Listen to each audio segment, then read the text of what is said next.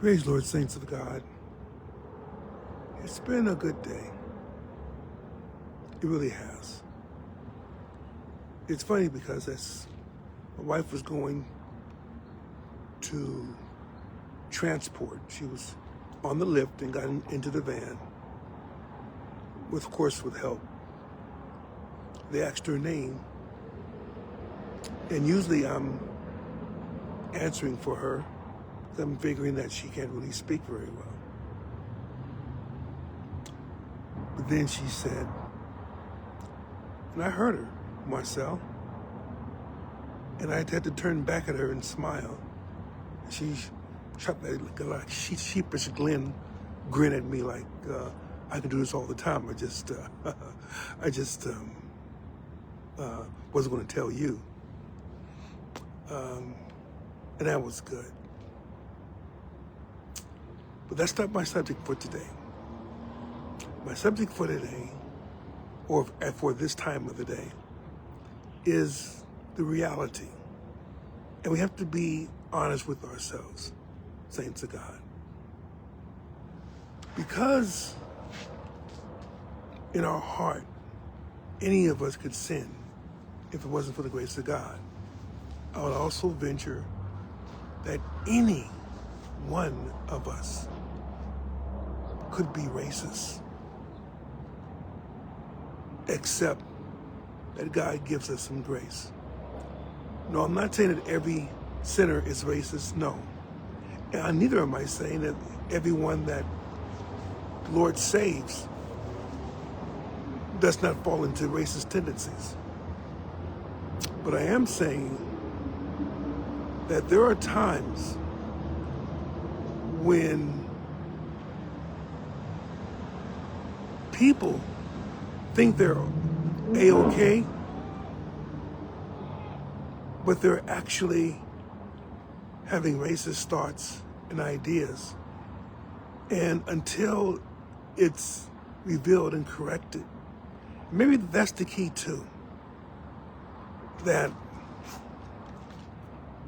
one may be racist without really knowing it, but then if they are made aware, what do? Do they dispute it and get all huffy and mad and say, well, I'm not, and I'm not, but then they continue to justify saying that particular thing or doing that particular action?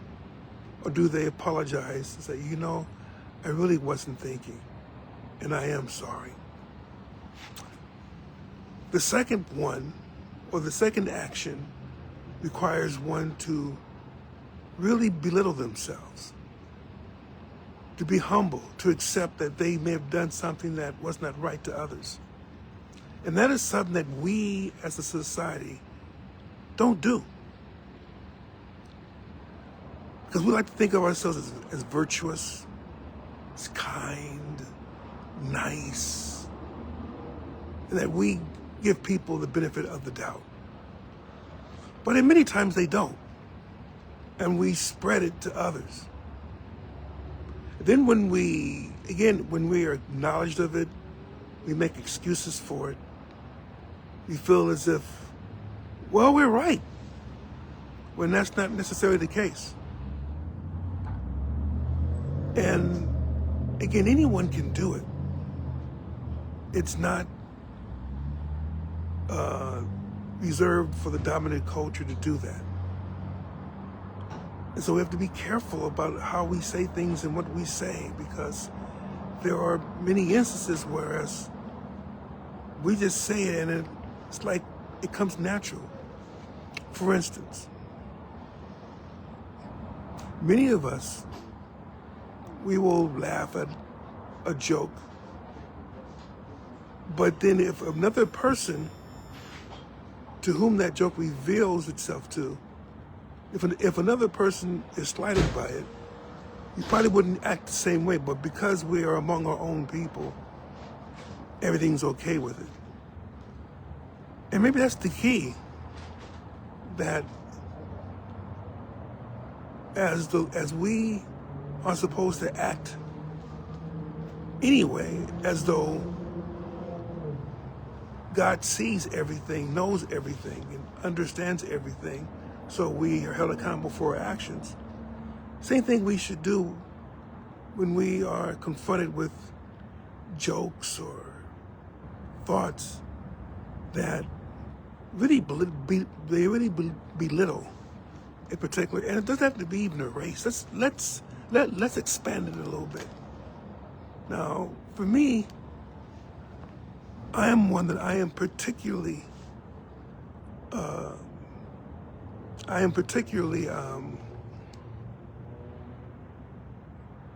what's that word?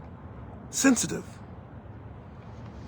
to when someone begins to tease another because of the way they speak. That is essentially stammering, stuttering, because I did that for so many years of my life. I stuttered, and people made fun of me, and it hurt. It hurt a lot. Saved or not, it hurt. Even when the Lord called me, I would say, well, why would you call me and I can't speak? And then people, I remember my grandmother would remind me of Moses, that when Moses was called to the ministry, he was called to lead his people, and he said, I can't, because I'm slow of speech. And that's how I felt myself. But the Lord made sure that he would speak for me, that he would open my mouth and cause the words to fall out correctly and not stammered or not scattered all over the place. So maybe it's not that you make fun of others of a different culture or a different race, but you make fun of people for, let's say, the way they speak, or perhaps the manner in which they walk, or any one of a number of things that makes one person feel more out of the norm than others. So when we get to the idea of race, and then putting certain unflattering attributes on others, or even those that are meant to be flattering, like I was particularly like when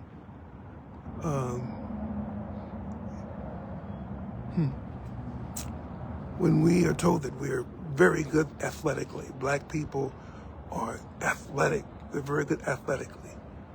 And of course, that's not the case, because some of us are not. For instance, I was never coordinated myself.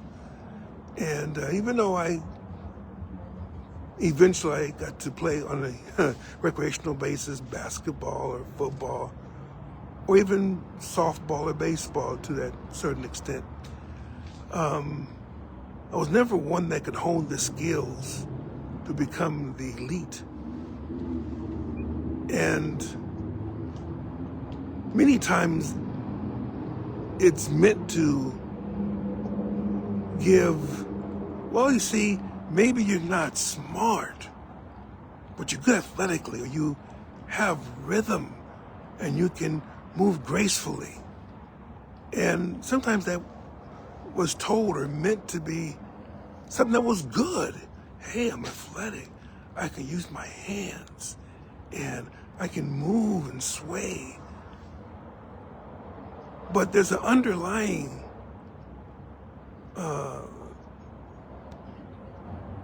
reasoning that as a group we can't reason things. We can't show our intelligence or something of that particular nature that makes you feel like that was like a backhanded compliment. And again, we shouldn't do that. If we catch ourselves doing that, even something so innocuous as, well, you guys like soul food, or or what's for dinner, tacos and burritos, or essentially, you guys must eat a lot of rice. Well, that's an assumption. Maybe in the culture that may be what's going on, but for the individual, that may not be it.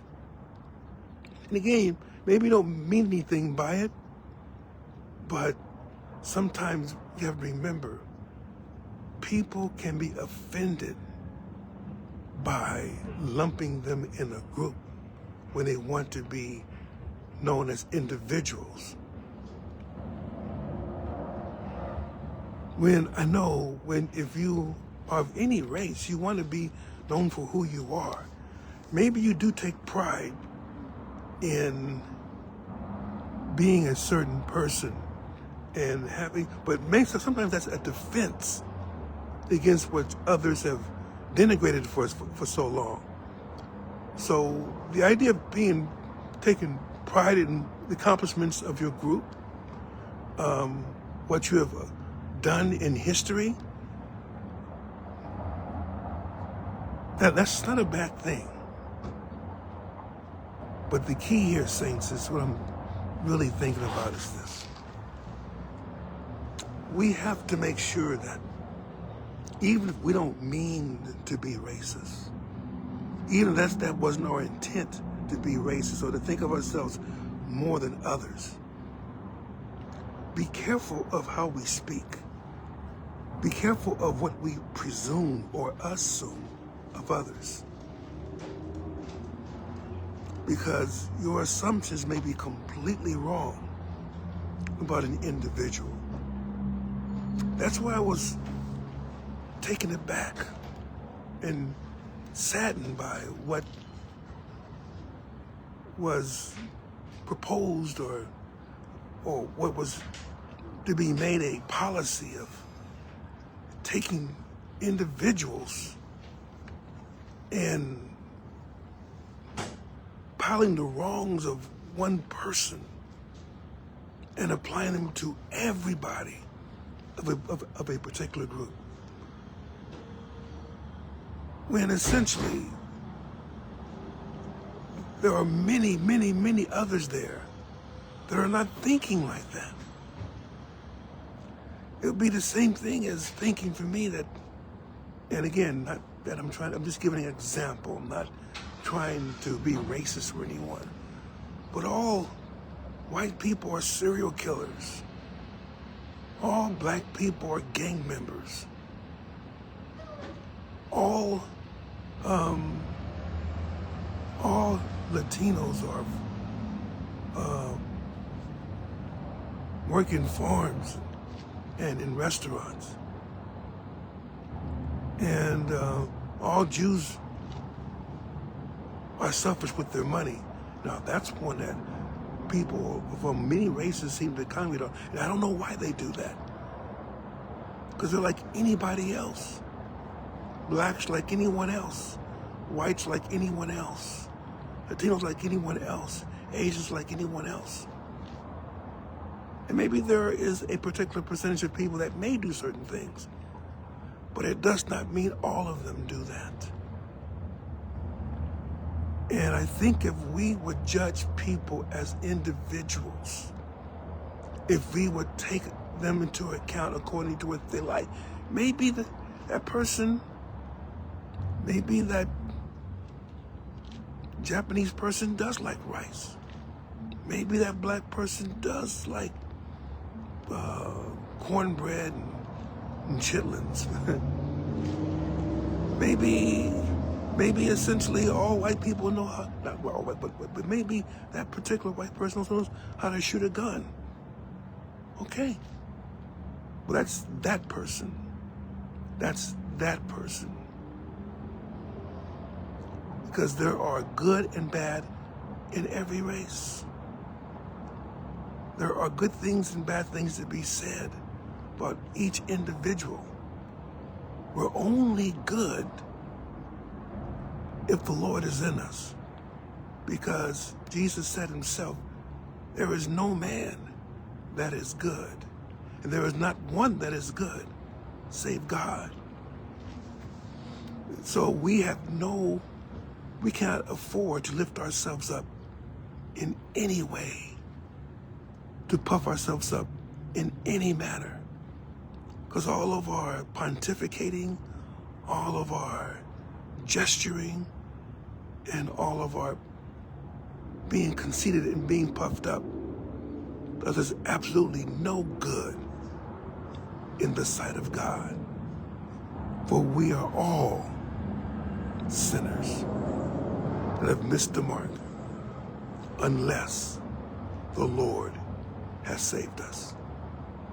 I do love you all, and I do thank God for you. Take care of yourselves. Have a wonderful afternoon. God bless you in Jesus' name.